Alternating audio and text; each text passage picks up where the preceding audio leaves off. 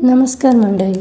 तर आज मी घेऊन आले तुमच्यासाठी एक खास रेसिपी, भरली मिरची. ही भरली मिरची बनवण्यासाठी मी मिरच्या आधी स्वच्छ पाण्याने धुवून घेतल्या. आता मिरचीला मधून काप करून घ्यायचं, जेणेकरून आपण मिरचीच्या आतमधील सगळ्या बिया व्यवस्थित काढू शकतो. आणि हे काम करताना हात जरा व्यवस्थित सांभाळून. आणि जेव्हा आपण मिरचीच्या बी काढतो त्यावेळेस खूप जणांना असे हाताला आग होऊ लागते. तर काय करायचं खोबऱ्याचं तेल हाताला लावून घ्यायचं, जेव्हा मिरचीचं सगळ्या बिया काढून होतील. आणि मिरचीत एक पण बी नसली पाहिजे.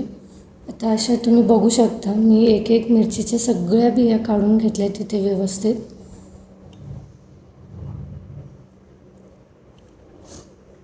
आणि मिरची अशी खाली ठोकली तर त्यातले बिया सगळ्या अशा बाहेर व्यवस्थित पडतात. तुम्ही बघू शकता मी कशी काढते. आता सगळ्या मिरच्यांना हळूहळू आतमधून आपल्याला मीठ लावायचं आहे, जेणेकरून मिरचीचं एक टेक्स्चर आहे ते असं व्यवस्थित राहतं. आता मी सगळ्या मिरच्यांना व्यवस्थित मीठ लावून घेतलेलं आहे.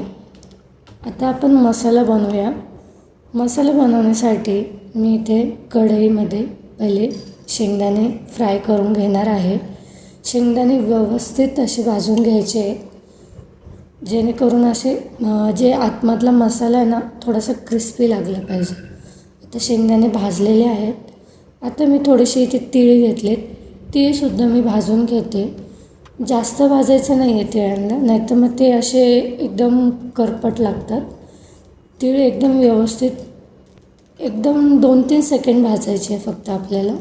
आणि ते एका प्लेटमध्ये काढून घ्या. आता यात आपण लसूण ॲड करूया. मी लसूण सोलून नाही घेतला आहे, असाच ॲड केला आहे.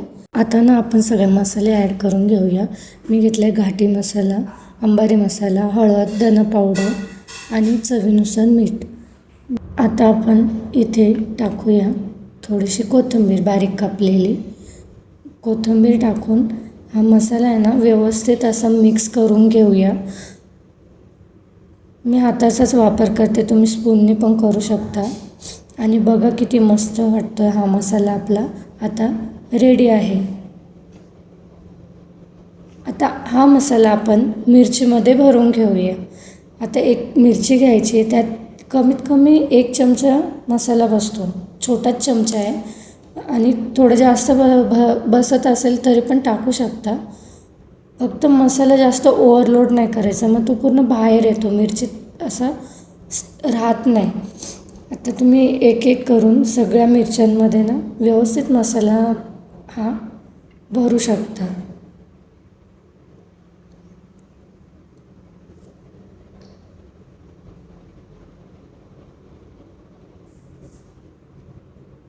आणि अशा प्रकारे मी मसाला सगळ्या मिरच्यांमध्ये भरून घेतलेला आहे.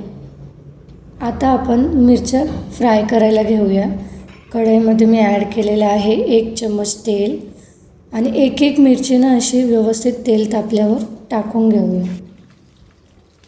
आणि मिरची टाकताना हात सांभाळून, कारण ते तेल आहे जास्त उडतं, त्याच्यामुळे मिरच्या टाकताना एकदम हळूच व्यवस्थित टाकायच्या.